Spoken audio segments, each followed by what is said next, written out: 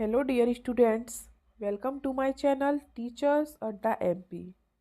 स्वागत है आप सभी का हमारे YouTube चैनल पर। और आज आपकी एड ग्रेड अभ्यास पुस्तिका गणित कक्षा 8 का लास्ट चैप्टर है, चैप्टर नंबर 14, गणित की वैकल्पिक विधियाँ। इसका पार्ट 1 रहेगा आज। पार्ट 2 में आपको फिर अगले पार्ट में करवा देंगे, ठीक है, अगले दिन। इसमें क्या इस तरीके के क्वेश्चन है इसमें जो आप ऑलरेडी कर चुके हो पहले, ठीक है, जो आपके 8th क्लास में भी आए हैं, 9th में भी आए हैं, सॉरी 6 में भी आए हैं, 7th में भी आए हैं, ठीक है। कुछ 8th के क्वेश्चन भी हैं, सब अलग अलग तरीके के क्वेश्चन मिक्स करके इस चैप्टर में दिए हैं।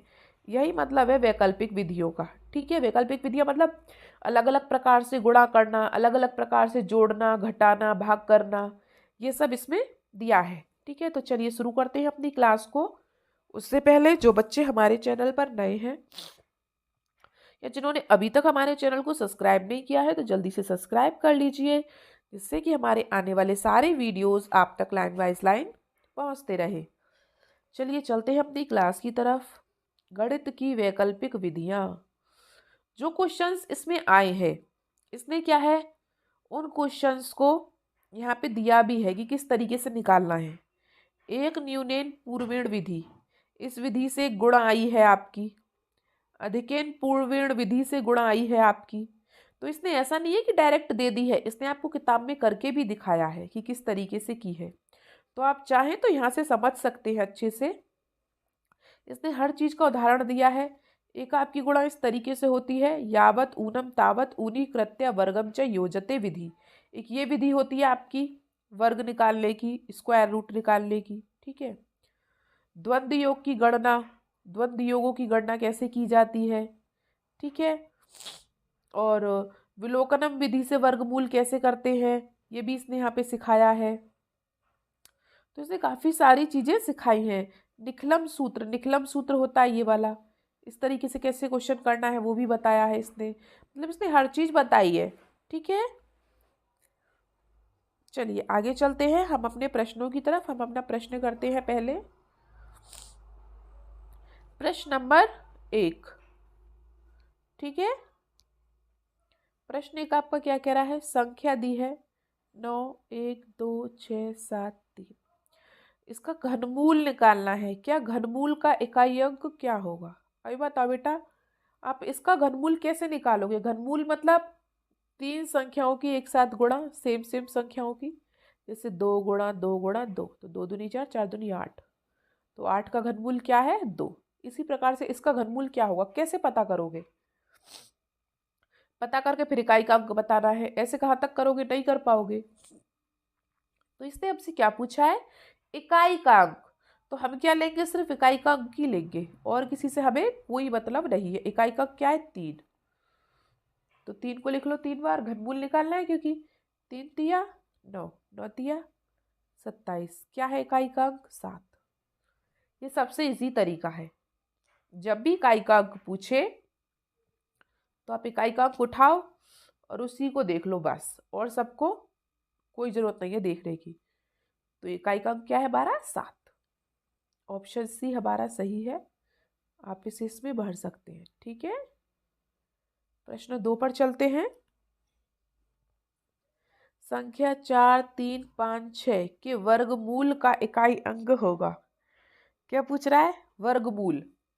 अब देखो इकाई का अंक ले लिया 6, वर्गमूल मतलब 2, 6 6 36। क्या आ रहा है इकाई का अंक? 6। 6 किस में आ रहा है? एक इसमें भी आ रहा है, एक इसमें भी आ रहा है। तो ये दोनों ऑप्शन तो गलत हो गए, ठीक है। अब ये 2 ऑप्शन बचे हमारे पास, ए और सी, क्योंकि भी दोनों में आ रहा है 6। अब एक बात बताओ, क्या 5 के पहाड़े में कभी 6 आता है? 5 की कितनी बार गुणा कर लो? 25। फिर 5 की गुणा कर ली तो 125, फिर 5 की गुणा कर ली तो 625। 5 की गुणा कभी भी करोगे तो पीछे 5 ही आएगा। तो ये वाला ऑप्शन तो है ही नहीं, डी वाला, ए ही रह गया बस, ठीक है। तो ऑप्शन ए हमारा सही है, ठीक है बेटा। अगले प्रश्न पर चलते हैं, प्रश्न 3 पर। 7403 का बीजांक। बीजांक आपको निकालना आता होगा। जो संख्या होती है उसको जोड़ देते हैं, तो जोड़ दो। 7 और 4 11, 11 और 3 14।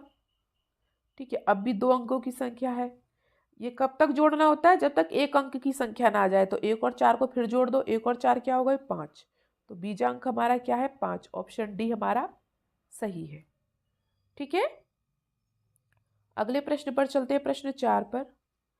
स्वामी भारती कृष्ण तीर्थ का जन्म किस राज्य में हुआ बेटा? उनका जन्म तमिलनाडु में हुआ। ऑप्शन सी आपका सही है। ठीक है, ये क्वेश्चंस याद करने के हैं, समझाने के नहीं है। हम अगले प्रश्न 5 पर चलते हैं। सबसे छोटी रामानुजन संख्या, रामानुजन संख्या बेटा सबसे छोटी 1729 है। ये रामानुजन एक हम मान सकते हैं वैज्ञानिक थे जिन्होंने इस संख्या की खोज की थी। ठीक है, अब चलते हैं हम प्रश्न 6 पर। प्रश्न 6 देखिए, सूत्र एकाधिकेन पूर्वेण के प्रयोग से 85 का स्क्वायर का मान ज्ञात कीजिए। देखिए, एकाधिकेन पूर्वेण, एकाधिकेन पूर्वेण कैसे निकालते हैं? जैसे इसने दिया है 85 का स्क्वायर, इसका वर्ग निकालना है। तो आप ऐसे भी निकाल सकते हो 85 गुणा 85 करके, है ना, सीधी सीधी गुणा कर लो। लेकिन इसने कहा इस वाली विधि से निकालिए। तो ये वाली विधि से बेटा हम कैसे निकालते हैं? देखिए, 85 है, इसको 2 बार लिख लें। ठीक है, लिख लेंगे आप। उसके बाद आपको क्या करना है? जो पहली संख्या है उस संख्या से एक अधिक लिखते हैं यहाँ पे, इसलिए इसने बोला एकाधिकेन। ठीक है, पहली संख्या से एक अधिक लिखते हैं और उन दोनों की गुणा करते हैं। और दूसरी तरफ क्या आता है? जो दोनों इकाई इकाई अंक हैं उनको लिखते हैं। ठीक है, उसके बाद 8 निम क्या हो गया? 72। और 5 पूरे क्या हो गए? 25। यही आपका आंसर है, मिला के लिख दो 7 2 2 5। अगर आप इन दोनों की गुणा करोगे ना 85 की 85 में, तो यही आएगा। कितना सरल है ना? तो ये आपका यहाँ पे हो रहा है जैसे मैंने कर रखा है। ठीक है, समझ में आ गया क्या कैसे आया? ठीक है, एक इस संख्या से बड़ी संख्या हमको यहाँ पे लिखनी होती है और फिर इकाई के दोनों अंकों को इस तरफ लिखना होता है और फिर उनकी गुणा कर देनी होती है। बस खत्म कहानी। प्रश्न 7 पर चलते हैं। इस सूत्र से निकालना है, यावत ऊनम तावत ऊनी कृत्य वर्गम च योजते का प्रयोग कर 17 का वर्ग निकालिए। अब 17 का वर्ग मतलब 17 गुणा 17, हम सादा भी निकाल सकते हैं, 289 आंसर आएगा। लेकिन इसने बोला है इस विधि से निकालिए। तो चलिए निकाल लेते हैं। जैसे 17 का वर्ग है, ठीक है, बराबर, तो आपको क्या करना है बेटा? 17 17 देखिए किसके पास है? 17 का आधार क्या है? जैसे 10 + 7 ये 17 है। हमको क्या है? इस शून्य वाली संख्या जरूर चाहिए। जैसे मान लो 112 होता तो हम 100 + 12 ले लेते। ठीक है, अब यहाँ पे क्या 17 है तो मैंने 10 + 17 मान सकती हूँ। ठीक है, तो 17 का वर्ग, तो 17 प्लस क्या था? 10 + 7, तो विचलन मेरा क्या है? 7। इसे क्या हम क्या बोलेंगे? विचलन। तो संख्या प्लस विचलन, ठीक है, और फिर विचलन का वर्ग, ये इसका फॉर्मूला है। ठीक है, 17 का आधार क्या है? 10 है और आधार से विचलन है 7। ठीक है, 17 और 7 कितने हो गए? 24। और 7 की 7 में गुणा करी, 7 का वर्ग मतलब 49। अब हमें क्या करना है कि जो आगे वाली संख्या होती है ना उसको आगे वाली संख्या में जोड़ देते हैं। 9 का तो 9 आ गया। ठीक है, 24 और 4 कितने हो गए? 28। तो ये आपका आंसर आ गया। ठीक है, आया समझ में? जब भी 2 संख्याएं होती है ना तो अगली वाली पहली वाली संख्या को आगे वाली संख्या में जोड़ देते हैं। ठीक है, आई होप आपको समझ में आ गया होगा कि मैं क्या कहना चाह रही हूँ। तो ये रहा आपका प्रश्न, आप इस तरीके से इसको पढ़ सकते हैं। बहुत सरल था, इसमें कुछ भी ऐसा नहीं था जो आपको समझ में ना आए। प्रश्न 8 पर चलते हैं।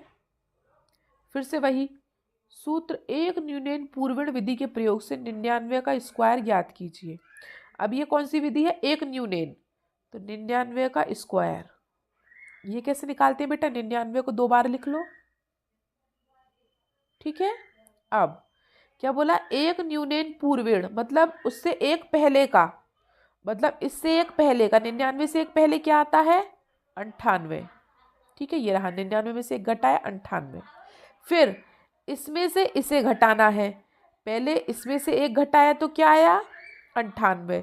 फिर इसमें से इसे घटाना है तो 99 में से 98 जाएगा तो क्या बचेगा? 99 में से 98 घटाओ, क्या बचेगा? 0 और 1, दोनों संख्या लिखनी है बेटा। 0 और 1 को मिला के लिख दो बस। 9 8 0 1 ये हमारा आंसर है। खत्म कहानी। कुछ भी था? कुछ भी नहीं था। तीनों प्रश्न हो गए। चलिए, आई होप आपको समझ में आ गया होगा बेटा। अगर नहीं समझ में आया तो आप कमेंट बॉक्स में मुझे बता सकते हैं, मैं आपको वहाँ पे समझा दूंगी। ठीक है, वीडियो को लाइक करें, अपने दोस्तों के साथ शेयर करें और सब्सक्राइब करना ना भूलें। हमारी वीडियो को देखने के लिए आप सबका बहुत बहुत धन्यवाद। मिलते हैं आपसे अगली क्लास में, तब तक के लिए आपका दिन शुभ हो। Have a nice day and thank you.